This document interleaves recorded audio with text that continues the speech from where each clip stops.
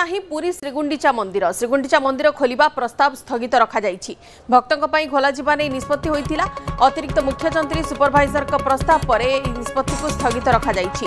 श्रीगुंडीचा मंदिर मरामती पई आहुरी अधिक समय लागिबो। मंदिर भितरे स्टील बीम लगा जिबा काम भी बाकी अछि। परवर्ती आदेश जाए स्थगित रखा निर्देश दि जाइछि। सहयोगी अक्षय अच्छा आम सहित फोन लाइन रे। अक्षय, प्रशासन कौन निष्पत्ति नेउछि? जदि डिसेम्बर 1 रे खोलिबो नाही ताहले केबे सुधा खोला जाई पारे? भक्तों को केबे सुधा श्रीगुंडीचा मंदिर परिदर्शन किंबा भीतर को जिबार अनुमति मिली पारे? देखो बंदिता श्रीगुंडीचा मंदिर प्राय 4 वर्ष धरी बंद रही। भक्तों दर्शन हो पार ना कारण एमि कह केवल रथयात्रा बेले ही गुंडीचा मंदिर 9 दिन व्यापी जेहेतु महाप्रभु रथयात्रा आसती से समय भक्त मैंने वर्ष तमाम बंद रही है। तेणु गुंडीचा मंदिर जेहेतु गोटे पटे समस्त भक्त में खुशी खबर थिला।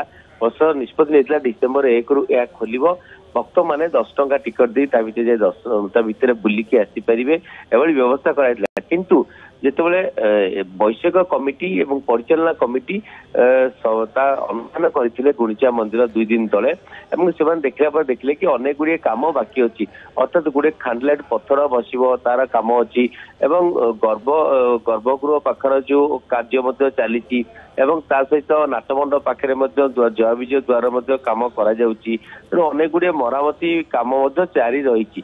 तेणु यही समय खोलिले बहुत हुए भक्तों समस्या सृष्टि हम एवं यहाँ नहीं अतिरिक्त जंत्री और वैषयिक कमिटी रिपोर्ट आधार में पुणी थे प्रशासन निष्पत्ति नहीं कि डिसेम्बर 1 रु गुंडीचा मंदिर खोलिबो नहीं जेहेतु कार्य बाकी अच्छी। तेणु कार्य सरिले संपूर्ण भाव में समस्त प्रस्तुति शेष हेले गुंडीचा मंदिर खोल जाए निष्पत्ति होती। प्रशासन पक्ष सूचना दी कारण देखिए कि गुंडीचा मंदिर भितर अनेक कार्य बाकी अच्छी जेहेतु रोषघर पाखे अनेक कार्य निर्माणाधीन अच्छी एवं जो व्यवस्था होता कि भक्त मैंने केवल गुंडीचा मंदिर सिंहद्वार प्रवेश करेंगे सिंहद्वार प्रस्थान करेंगे कारण गुंडीचा मंदिर 2टी द्वार अच्छी सिंहद्वार और नाकचुआ द्वार। सिंहद्वार प्रवेश नाकचुआ प्रस्थान व्यवस्था कले ही सुविधा हो पार से जेहेतु कम सेपटे चली तेणु कार्य दृष्टि पुणी थे प्रशासन निष्पत्ति नहीं कि गुंडीचा मंदिर खोलिबा निष्पत्ति स्थगित कर डिसेम्बर 1 रु खोलिबो नहीं एने समस्त विधिवत सूचना दी जेबे संपूर्ण काम पूर्णांग हो गुंडीचा मंदिर खोल। तेणु जहाँ देखा कि बोधुए यही मसरे गुंडीचा मंदिर खोली पार ना कारण जेहेतु अनेक गुड़े कार्य बाकी अच्छी जो कार्य रही बोधुए ये गुंडीचा मंदिर खोलने को बोधे जनवरी 1 नुआ वर्ष हो 2026।